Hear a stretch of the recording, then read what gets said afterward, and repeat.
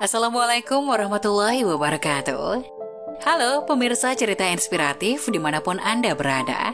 Salam sejahtera untuk kita semuanya. Semoga kita semua dalam keadaan sehat dan tetap dalam lindungannya.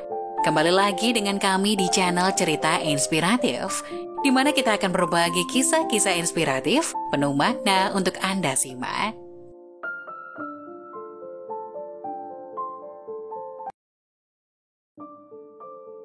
5 kriteria mati syahid menurut Rasulullah Shallallahu Alaihi Wasallam terkena wabah hingga tenggelam.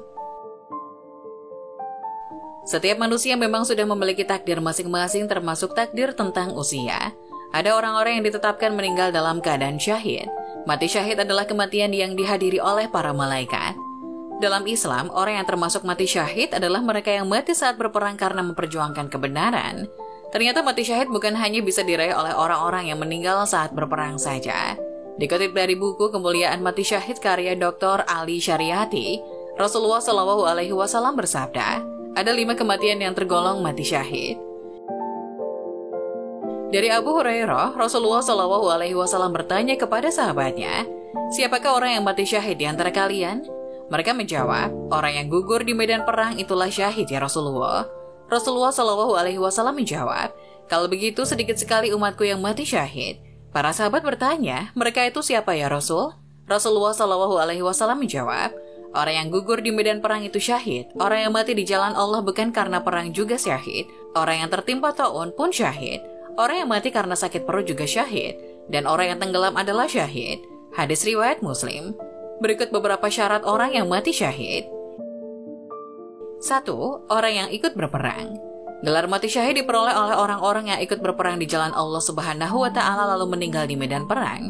Orang-orang yang mati di medan perang memiliki kemuliaan yang tinggi.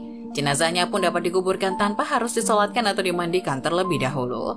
Dari Jabir bin Abdullah radhiyallahu anhuma bahwa Nabi Shallallahu Alaihi Wasallam bersabda terkait jenazah korban perang Uhud, jangan kalian mandikan mereka karena setiap luka atau darah akan mengeluarkan bau harum minyak mis pada hari kiamat. Hadis riwayat Ahmad 14.189 dan dinilai sahih oleh Syuaib Al-Arnaud. 2. Orang yang mati di jalan Allah. Orang-orang yang meninggal akibat perjuangan membela Islam atau lebih dikenal dengan jihad juga termasuk sebagai mati syahid. Mereka tetap wajib dimandikan, dikafani, disolatkan, dan dimakamkan. Orang-orang yang termasuk golongan ini antara lain meninggal saat menuntut ilmu, meninggal karena kecelakaan di perjalanan dakwah, atau orang yang wafat ketika sedang di dalam agenda dakwah. 3. Orang-orang yang terkena wabah. Orang yang terkena wabah juga sama dengan orang yang meninggal di jalan Allah. Meskipun bukan karena perang, mereka dianggap mati syahid. Mereka termasuk sebagai mati syahid akhirat, sementara jenazahnya ditangani sebagaimana umumnya jenazah umat muslim, yakni dimandikan, disolatkan sebelum dimakamkan. 4. Orang yang meninggal karena sakit perut. Orang-orang yang meninggal karena sakit perut juga termasuk golongan orang yang mati syahid. Dalam kitab Fathul Bari terdapat bab obat sakit perut dan terdapat hadis Abu Hurairah dari Nabi Shallallahu Alaihi Wasallam. Beliau bersabda, barang siapa yang mati karena ada penyakit dalam perut maka ia syahid. Hadis riwayat Muslim. Menurut Imam Nawawi, orang yang meninggal karena penyakit di perutnya baik karena tenggelam, melahirkan atau yang lainnya diganjar dengan pahala syahid. 5. Orang yang mati karena tenggelam. Dilansir dari laman muhammadiyah.org, orang-orang yang meninggal karena tenggelam juga masuk dalam golongan yang mati syahid. Ketika seseorang mengalami tenggelam, orang tersebut kemungkinan akan mengalami sakit tak tertahankan dan penderitaan sebelum meninggal. Orang yang meninggal karena tenggelam di air tergolong mati syahid. Jika jenazah ditemukan, maka harus dimakamkan sesuai syariat Islam, yakni dengan dimandikan, dikafani, dan disolatkan. Itulah 5 orang yang termasuk dalam golongan mati syahid. Meskipun demikian, ada beberapa syarat yang bisa menjadikan orang ini tergolong mati syahid, yakni harus dalam keadaan beriman, berada di jalan Allah Subhanahu wa Ta'ala, dan tidak diperbudak oleh siapapun, baik secara rohani maupun jasmani.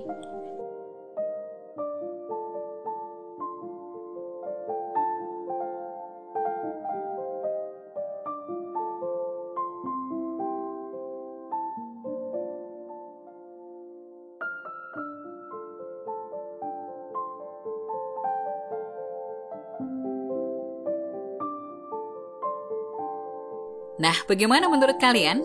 Jangan lupa tulis pendapat kalian di kolom komentar ya. Wassalamualaikum warahmatullahi wabarakatuh.